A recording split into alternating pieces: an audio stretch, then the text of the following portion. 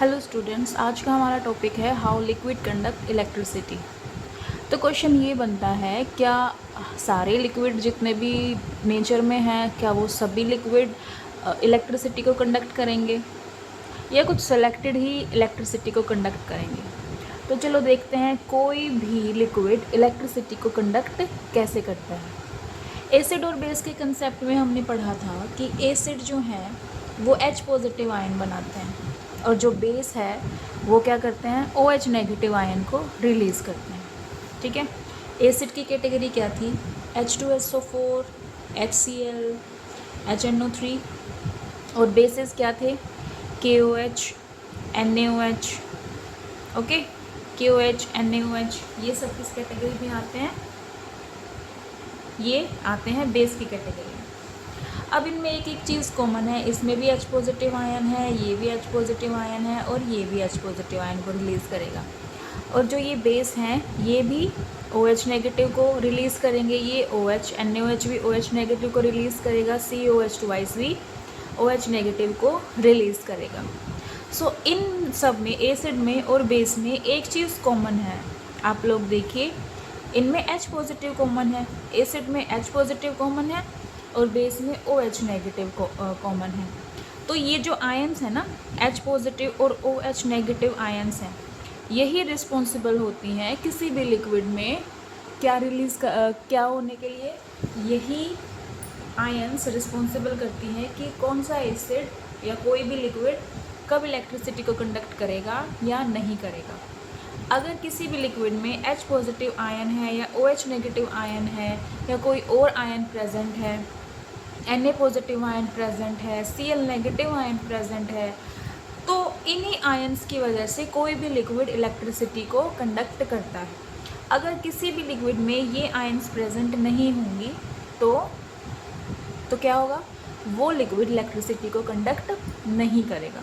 ठीक है, और वो जो आयन्स हैं वो कैसी होनी चाहिए, वो मेटलिक आयन्स होनी चाहिए। आगे बात समझ में। सो अब हम ये समझेंगे एक एक्सपेरिमेंट के थ्रू। ये मैंने एक जार ले लिया है, देखो ड्राइंग पे मत जाना मेरी। ये एक जार है और इस जार में मैंने सेट कर लिया है एक कॉर्क। कॉर्क में मैंने लगा दी हैं 2 नेल। ठीक है, और इन नेल्स को मैंने कनेक्ट कर दिया है वायर से। किससे कनेक्ट कर दिया है, वायर से। और उस वायर को मैंने कनेक्ट कर दिया है बैटरी से। किससे कनेक्ट कर दिया है, बैटरी से। और उसी वायर में मैंने कनेक्शन दे दिया है एक बल्ब का। आ गया समझ में। ये क्या है, ये है बल्ब और ये है बैटरी, ये है कॉर्क और इसमें जो लिक्विड है वो क्या है, और इसमें मैंने एक लिक्विड भर दिया है, उस लिक्विड का नाम है डाइल्यूट HCl। अब हमें ये पता लगाना है कि ये बल्ब ग्लो होगा या नहीं होगा।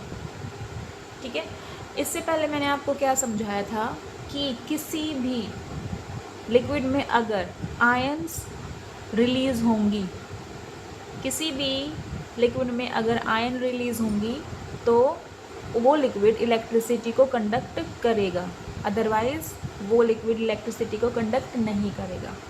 तो यहाँ एक सिंपल सी बात है, अगर ये लिक्विड डाइल्यूट HCl अगर इलेक्ट्रिसिटी को कंडक्ट करेगा तो इसमें आयन्स का फ्लो होगा, और आयन्स का फ्लो होगा तो ये बल्ब ग्लो कर जाएगा। ठीक है, सो लेट्स सी क्या होता है। यहाँ पे एक स्विच भी है। चलो, अब डाइल्यूट HCl है, डाइल्यूट HCl किस तरीके से डिसोसिएट होगा, डाइल्यूट HCl को अगर मैं ब्रेक कराऊँ तो ये किस में कन्वर्ट हो जाएगा, H पॉजिटिव और Cl नेगेटिव आयन में। ठीक है, और मैंने आपको ये समझाया था कि कोई भी लिक्विड इलेक्ट्रिसिटी को कंडक्ट कब करेगा, जब उस लिक्विड में आयन्स रिलीज़ होंगी, H positive OH negative, Na positive Cl negative, K positive और I नेगेटिव। अगर ये आयन्स किसी भी, इनके अलावा और आयन्स भी होते हैं, अगर इनके अलावा कोई और आयन भी रिलीज़ होगी और वो लिक्विड में अगर इनके अलावा कोई और आयन भी रिलीज़ हो गई ना, तो इसका मतलब ये है कि वो लिक्विड इलेक्ट्रिसिटी को कंडक्ट करेगा। अब इस बीकर में मेरे पास है डाइल्यूट HCl। डाइल्यूट HCl किस में डिसोसिएट कर जाएगा? H पॉजिटिव और Cl नेगेटिव आयन में। देखो यहाँ पे H पॉजिटिव आयन भी है और Cl नेगेटिव आयन भी है, ठीक है। सो अगर मैं ये स्विच को ऑन कर दूँ तो ये बल्ब क्या कर जाएगा? ग्लो कर जाएगा। इन दिस केस इसको कैसे लिखेंगे? In this case H positive and Cl negative ion release in a solution, so we can say that liquid conduct electricity, ठीक है, electricity and bulb glows।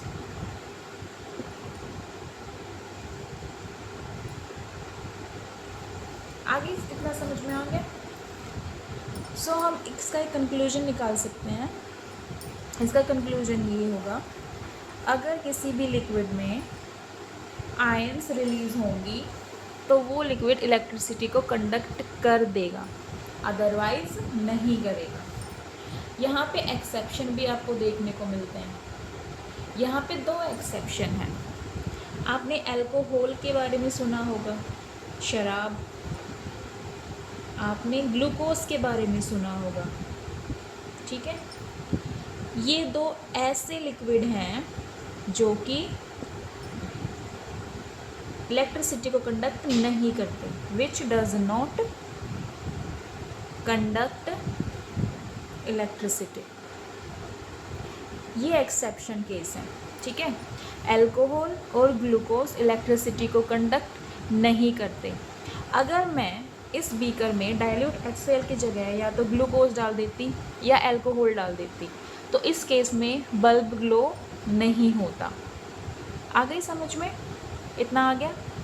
सो हम ये कह सकते हैं कि अल्कोहल और ग्लूकोज को छोड़ के जिस भी लिक्विड में आयंस रिलीज़ होंगी तो वो लिक्विड इलेक्ट्रिसिटी को कंडक्ट करेगा। अगर मैं इसको समराइज़ करूँ तो यहाँ पे मैं बोल सकती हूँ, acid contain H positive ions called cation or anion. So these ions are responsible for the acidic nature and these ions are only responsible for the conduction of electricity. इन्हीं आयंस की वजह से किसी भी लिक्विड, कोई भी acid और base electricity को कंडक्ट कर देगा। इतना आ गया समझ में?